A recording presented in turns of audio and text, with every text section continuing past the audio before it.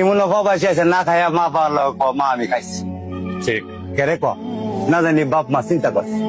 আর এমন প্রবাসী আছে কাগজপত্র নাই জঙ্গলের ভিতরে ঘুমাইতেছে। দুইটা চোর পানি চালাম মাথার মাঝে জ্বর উঠলে এক লোটা পানি দেওয়ার মতন কোনো শক্তি নাই। বা আরেকজন প্রবাসী যেটাও থানা যে আমি একদিন কাম বাদ আমার লগের একটা ভাই মইরা যাইতেছে গা হ্যাঁ একটু দেখি না হ্যাঁ ডিউটি মাছ দেয় হ্যাঁ দেখতো না। তাহলে সবাই দুইটা টাকা লাগে প্রবাসে যায় নাকি? তোমার লাস্টে দিয়ে কি করে জানেনি ফ্যামিলির রক্ষাতে লঞ্চনা বা ফ্যামিলির রক্ষাতে বা ওই যে জীবন শেষ করলো যারা লেগা হ্যাঁ ওই তুই কি করছস তুই আমরা লেগে কি করছ?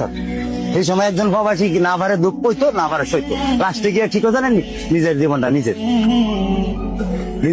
নিজে দেয়। কারণ দেওয়ালো ফিট ঠিক থাকা চলার মতো কোনো রাস্তা থাকে না। কারণ এই কথাটা কেড়ে কইছি আমার প্রবাসী ভাইয়ের লেগা আমার যতটা ভাই আছে আল্লাহ 100 বছর না আরো বেশি বছর বাঁচাই লাও দোয়া করি। কারণ হেরার টাকা হালাল এরার একটা টাকাও বেলালি না। এই আমার চৌদা মানে এবারে আমি এই গতের জামাটা যদি শীত দেই 1.5 কেজি গাম পরে একটা কনস্ট্রাকশনের কাজ করি এই টাকা কামা হেরা হালাল এর চেয়ে হালাল কোনো টাকা নাই।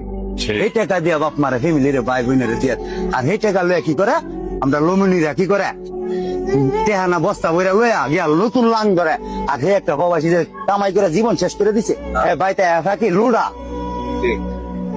লুডা এই লুডা না পারে সহ্য করতো না পারে কি লোক করতো লাস্টে দিয়ে কি করে নিজের জীবনটা নিজে বিক্ষেপ করে দেয়। এর নাম বিদেশ।